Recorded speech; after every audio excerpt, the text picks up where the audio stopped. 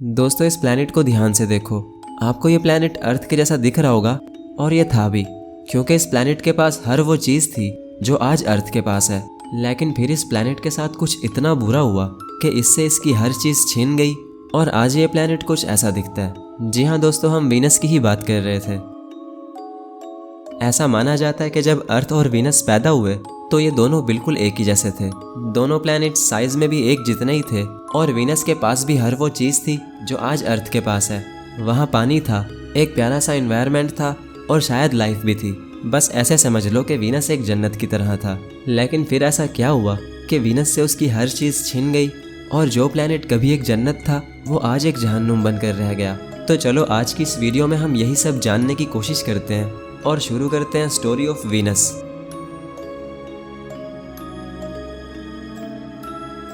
दोस्तों ये कहानी है आज से 3 बिलियन साल पहले की। ऐसा माना जाता है कि आज से 3 बिलियन साल पहले वीनस कुछ ऐसा दिखता था। वीनस पर भी अर्थ की तरह पानी के बड़े बड़े समंदर थे और एक प्यारा सा एनवायरनमेंट भी था, जहां अगर लाइफ होती भी तो वो बहुत ही आराम से रहती, क्योंकि वीनस के पास हर वो चीज़ थी जो कि लाइफ को पूरी तरह सपोर्ट करती है। खैर वीनस कभी लाइफ के लिए एक परफेक्ट जगह ज़रूर थी, लेकिन आज हम जिस वीनस को जानते हैं उसने बहुत ही भयानक रूप ले रखा है। वहाँ की गर्मी किसी खोलते हुए लावा के जैसी है और अब वहाँ बारिश में पानी नहीं बल्कि तेज़ाब बरसता है, जहाँ इंसान तो दूर की बात बल्कि मशीन्स भी पिघल जाएंगी। दोस्तों ऐसा माना जाता है कि वीनस के साथ कुछ इतना बुरा हुआ कि वीनस के सारे समंदर सूख गए और अब वहाँ कोई भी चीज़ जिंदा नहीं रह सकती। तो आखिर वीनस के साथ क्या हुआ? अगर हमें इस सवाल का जवाब जानना है तो उसके लिए हमें वक्त में थोड़ा पीछे जाना पड़ेगा। तो चलो थोड़ा पीछे चलते हैं और समझते हैं इस पूरी कहानी को। तो हमेशा की तरह ये वीडियो भी काफ़ी इंटरेस्टिंग होगा, इसीलिए इसको एंड तक देखते रहना। मैं हूँ अब्दुल हन्नान और आप देख रहे हैं आपका अपना चैनल इन्फो फैमिली। दोस्तों सदियों से इंसानों को यही लगता आया था कि वीनस बिल्कुल अर्थ के जैसा है और वीनस पर भी लाइफ है। अब लोग ऐसा क्यों सोचते थे? इसकी कोई तो रीज़न होगी ना। तो इसका जवाब है हाँ। दोस्तों ये बात है 1761 की। 1761 में एक साइंटिस्ट थे जिनका नाम था मिखाइल लोमोनोसोव। वो टेलीस्कोप से वीनस को देख रहे थे। जब वीनस सन के आगे से गुजरा तो उन्होंने देखा कि वीनस के ऊपर एक बाल की जितनी पतली सी लेयर है, और वो लेयर और कुछ नहीं बल्कि एक एटमॉस्फेयर था। जी हाँ दोस्तों, मिखाइल लोमोनोसोव ने पहली बार वीनस के एटमॉस्फेयर को देखा और तब से ही लोगों को यही लगने लगा कि वीनस पर भी लाइफ होगी, क्योंकि एटमॉस्फेयर एक ऐसा कंपोनेंट है जो कि लाइफ के लिए बेहद ज़रूरी है। और दोस्तों जैसे आज हम लोग मार्स पर घर बनाने का सोचते हैं, तो उस टाइम लोग ये सब वीनस के बारे में सोचते थे। उनको ये उम्मीद थी कि एक दिन वो वीनस पर घर बसाएंगे। जी हाँ दोस्तों, ये बात है 20वीं सदी की, क्योंकि 20वीं सदी तक लोगों को यही लगता था कि अगर वो वीनस पर जाएंगे तो उन्हें वहाँ या तो एलियंस मिलेंगे या फिर शायद उन्हें वहाँ डायनासोर्स घूमते दिखाई देंगे, क्योंकि तब तक लोगों के माइंड में यही था कि वीनस बिल्कुल अर्थ के जैसा है। वहाँ अर्थ की तरह समंदर हैं, पेड़ पौधे हैं और हो सकता है कि उन्हें वहाँ किसी भी स्पेस सूट की ज़रूरत ना पड़े। और इन सब पर उस टाइम बहुत सारी मूवीज़ भी बनती थी जिनमें यही सब दिखाया जाता था कि वीनस पर डायनासोर्स हैं और वहाँ समंदर भी हैं। खैर दोस्तों, लोगों को वीनस से बहुत उम्मीदें थी, लेकिन उनकी ये उम्मीदें तब टूटी जब वीनस पर पहला स्पेसक्राफ्ट भेजा गया। दोस्तों ये बात है 1962 की। 1962 में पहली बार साइंटिस्ट एक स्पेसक्राफ्ट को डिज़ाइन करते हैं जिसका नाम था मारिनर, जिसे वो वीनस पर भेजने का सोचते हैं। तो मारिनर पहला ऐसा स्पेसक्राफ्ट था जिसे वीनस पर जाना था। खैर सब कुछ ठीक ही चल रहा था, लेकिन जैसे ही मारिनर को लॉन्च करने का टाइम आया तो लॉन्चिंग में थोड़ी प्रॉब्लम हो गई और मारिनर लॉन्च होते ही फट गया। अब ये साइंटिस्ट के लिए बहुत ही अपसेट मोमेंट था, क्योंकि मारिनर पर उस टाइम टोटल खर्चा $18.5 मिलियन आया था, जो कि आज के ज़माने में $150 मिलियन के बराबर बनते हैं। तो बस यूँ समझ लो कि $150 मिलियन फट चुके थे। खैर साइंटिस्ट काफ़ी परेशान हुए, क्योंकि वो अपनी पहली अटेम्प्ट में ही फेल हो चुके थे, लेकिन उन्होंने फिर भी हिम्मत नहीं हारी। दोस्तों मारिनर 1 के बाद मारिनर 2 को लॉन्च किया गया, जो कि एक फ्लाई बाय मिशन था। इस मिशन में मारिनर 2 को वीनस के पास से फ्लाई बाय करके जाना था। तो जैसे ही मारिनर 2 वीनस के पास से गुजरा तो उसने बताया कि वीनस के पास कोई भी मैग्नेटिक फील्ड नहीं है, और अगर है भी तो वो ना होने के बराबर है, क्योंकि वो इतनी पतली है कि वो वीनस को सोलर विंड से प्रोटेक्ट नहीं कर पाती।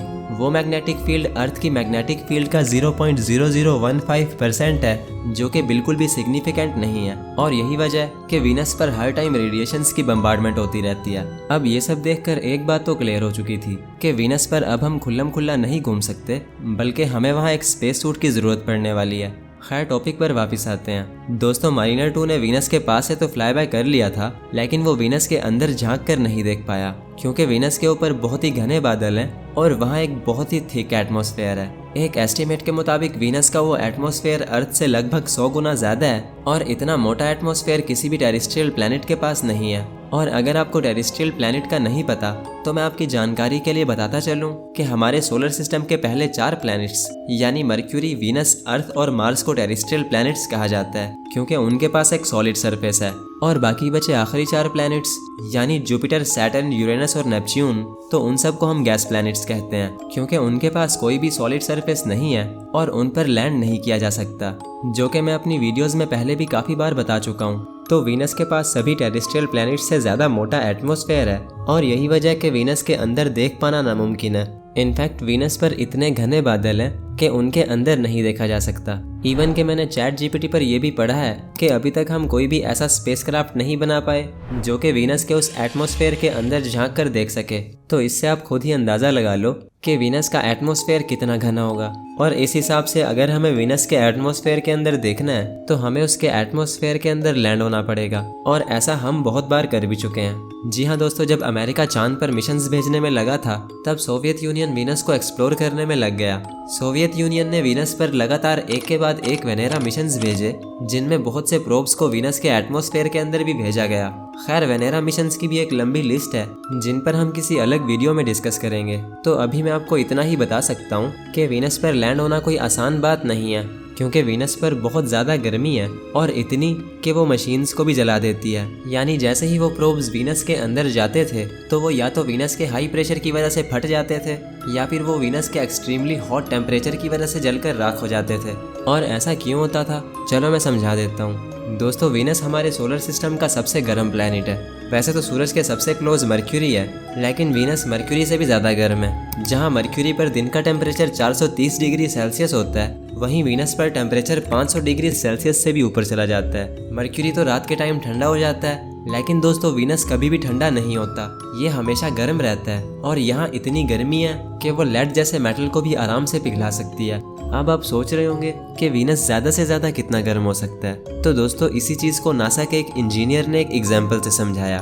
उसने एक भट्टी गर्म की जिसका टेम्परेचर उसने वीनस के टेम्परेचर के जितना ही रखा। उसके बाद उसने एक कैमरा लिया और उस भट्टी के अंदर डाल दिया, ये दिखाने के लिए कि जब भी हम वीनस पर कोई इंस्ट्रूमेंट भेजते हैं तो उस इंस्ट्रूमेंट का क्या हाल होता है। तो जैसे ही उसने उस कैमरा को भट्टी से बाहर निकाला तो वो कैमरा बिल्कुल पिघल चुका था, जिसकी हालत आप देख सकते हो। तो इससे आप खुद ही अंदाज़ा लगा लो कि वीनस कितना गर्म है।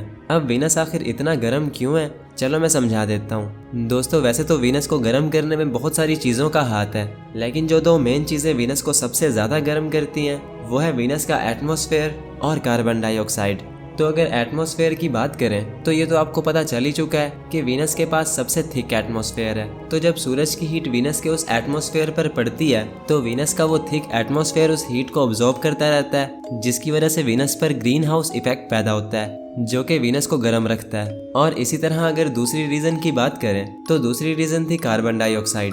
जी हाँ दोस्तों, कार्बन डाइऑक्साइड एक ऐसी गैस है जो कि ग्लोबल वार्मिंग की सबसे बड़ी वजह है। अर्थ पर कार्बन डाइऑक्साइड की परसेंटेज 0.04 है और इसको भी हम बहुत ज़्यादा समझते हैं, लेकिन वहीं अगर हम वीनस को देखें तो वीनस पर कार्बन डाइऑक्साइड की परसेंटेज पूरे 96.5% है। यानी यूं समझ लो कि वीनस कार्बन डाइऑक्साइड से भरा हुआ है और यही वजह है कि वीनस अंदर ही अंदर उबल रहा है। और तो और वीनस पर जो बादल हैं वो सल्फ्यूरिक एसिड के हैं, जिसकी वजह से वीनस पर पानी की नहीं बल्कि तेजाब की बारिश होती है। लेकिन दोस्तों मज़े की बात यह है कि वो बारिश कभी वीनस की ज़मीन तक पहुंचती ही नहीं। अब आप ज़रूर ये सोच रहे होंगे कि आखिर ऐसा कैसे हो सकता है। तो दोस्तों जैसे कि मैंने बताया था कि वीनस पर गर्मी 500 डिग्री सेल्सियस से भी ज़्यादा है, तो यही वजह है कि वीनस पर वो बारिश वीनस की ज़मीन तक पहुंचने से पहले ही भाप बन जाती है और हवा में इवेपोरेट हो जाती है, जो कि काफ़ी अजीब बात है। खैर ये तो हो गई बात वीनस के टेम्परेचर की। तो अब बात कर लेते हैं वीनस के कुछ और कैरेक्टरिस्टिक्स की, जैसे वीनस का साइज़, इसकी रोटेशन और इसकी ग्रेविटी वगैरह वगैरह। तो अब अगर वीनस के साइज़ की बात करें तो ये मैंने वीडियो के शुरू में ही बता दिया था कि वीनस का साइज भी अर्थ के जितना ही है। जहां अर्थ का डायामीटर 12,742 किलोमीटर है, वहीं वीनस का 12,104 है, जो कि बस अर्थ से थोड़ा सा ही कम है। और यही वजह है कि वीनस और अर्थ दोनों की ग्रेविटी लगभग सेम ही है। दोस्तों, वीनस की ग्रेविटी अर्थ का 91% है, यानी अगर आपका वेट 100 kg है तो वीनस पर आपका वेट 91 kg होगा, जो कि बस थोड़ा सा ही कम है। ऐसे ही दोस्तों, अगर रोटेशन की बात करें तो वीनस की रोटेशन सबसे अजीब है। एक तो ये उल्टा रोटेट करता है और ऊपर से ये बहुत ही स्लो रोटेट करता है। जी हाँ दोस्तों, जहाँ सभी प्लैनेट्स एंटी क्लॉकवाइज घूमते हैं तो वहीं वीनस क्लॉकवाइज घूमता है। वैसे क्लॉकवाइज यूरेनस भी घूमता है, लेकिन यूरेनस का केस कुछ और है, जो कि मैंने अपनी यूरेनस वाली वीडियो में अच्छे से एक्सप्लेन कर दिया था। तो खैर, वीनस उल्टा घूमता है और यही वजह है कि वीनस पर सूरज ईस्ट से नहीं बल्कि वेस्ट से निकलता है। और दोस्तों, जैसे कि मैंने बोला कि वीनस बहुत ही स्लो रोटेट करता है, तो यार ये इतना स्लो घूमता है कि वीनस पर एक दिन पूरे 243 दिनों के बाद आता है। और ऐसे ही अगर वीनस के एक साल की बात करें तो वीनस का एक साल 225 दिन का होता है, यानी इस हिसाब से वीनस का एक दिन वीनस के एक साल से भी ज्यादा बड़ा है। तो इससे आप खुद ही अंदाजा लगा लो कि ये कितना स्लो रोटेट करता होगा। ये अपना एक रेवोल्यूशन तो कंप्लीट कर लेता है, लेकिन ये एक रोटेशन कंप्लीट नहीं कर पाता। और यही वजह है कि वीनस की मैग्नेटिक फील्ड बहुत ही वीक है, क्योंकि अर्थ काफ़ी फास्ट रोटेट करती है, जिसकी वजह से अर्थ के गिर्द एक स्ट्रॉन्ग मैग्नेटिक फील्ड क्रिएट होती है। यानी अगर वीनस भी फास्ट घूमता तो यकीनन इसकी मैग्नेटिक फील्ड भी स्ट्रॉन्ग होती, क्योंकि वीनस के पास भी एक हॉट मेटालिक कोर है जो कि मैग्नेटिक फील्ड क्रिएट करने के लिए बहुत ज़रूरी होता है। तो बस वीनस स्लो घूमता है और सिर्फ यही वजह है कि उसकी मैग्नेटिक फील्ड बहुत ही वीक है। खैर, आगे बढ़ते हैं। दोस्तों, हमारे सोलर सिस्टम में 5 प्लैनेट्स ऐसे हैं जिन्हें हम बिना किसी टेलीस्कोप के भी देख सकते हैं। जी हाँ दोस्तों, क्योंकि मर्क्यूरी, वीनस, मार्स, जुपिटर और सैटर्न ये 5 ऐसे प्लैनेट्स हैं जिन्हें हम बिना किसी टेलीस्कोप के अपनी आम आंख से भी आसमान में देख सकते हैं। ये प्लैनेट्स हमें ऐसे नजर आते हैं जैसे कोई स्टार हो, और वीनस इन सभी प्लैनेट्स में सबसे ब्राइट दिखता है। जी हाँ दोस्तों, मून के बाद अगर हमारे आसमान में कोई ऑब्जेक्ट सबसे ब्राइट है तो वो वीनस ही है। इनफैक्ट वीनस इतना ब्राइट है कि ये सभी स्टार्स से अलग दिखाई देता है। और वीनस की ब्राइटनेस का अंदाजा आप इस बात से लगा सकते हो कि जब हमारा मून नहीं होता तो वीनस की रोशनी ही किसी भी ऑब्जेक्ट का साया बनाने के लिए काफ़ी होती है। तो अब आप डेफिनेटली ये सोच रहे होंगे कि वीनस इतना ब्राइट कैसे है, तो चलो मैं ये भी समझा देता हूँ। दोस्तों, पहली बात है कि वीनस अर्थ के सबसे ज़्यादा क्लोज है। वैसे क्लोज तो मार्स भी है, लेकिन वीनस ज़्यादा क्लोज है। और दूसरी बात है वीनस का एटमॉस्फेयर।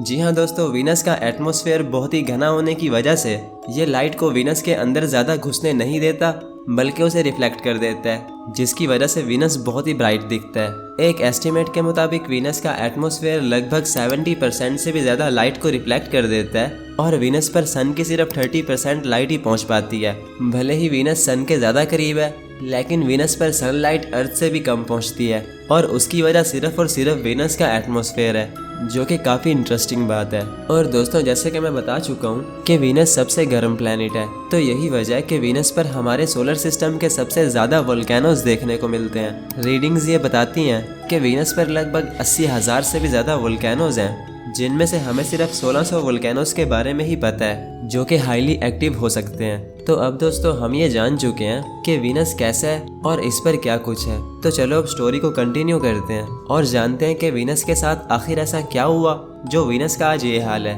तो दोस्तों, वैसे तो इस बारे में बहुत सारी थ्योरीज हैं, लेकिन जो सबसे फेमस थ्योरी है वो है कोलिजन थ्योरी। ऐसा माना जाता है कि आज से लगभग 3 बिलियन साल पहले वीनस के जितनी ही एक ऑब्जेक्ट वीनस से टकरा गई थी, जिसकी वजह से वीनस जो एंटी क्लॉकवाइज घूमता था वो क्लॉकवाइज घूमने लगा। और जहाँ कभी अर्थ के जैसा इन्वायरमेंट था तो वो जगह अब एक जहन्नुम बन चुकी है। खैर, वो ऑब्जेक्ट जो वीनस से टकराई वो क्या थी, ये अभी तक एक मिस्ट्री है। लेकिन हाल ही में की गई स्टडीज से ये पता चला है कि वीनस से जो चीज़ असल में टकराई थी वो और कुछ नहीं बल्कि हमारी अर्थ ही थी। क्योंकि दोस्तों, जो चीज़ वीनस से टकराई थी उसका साइज़ वीनस के ही जितना था।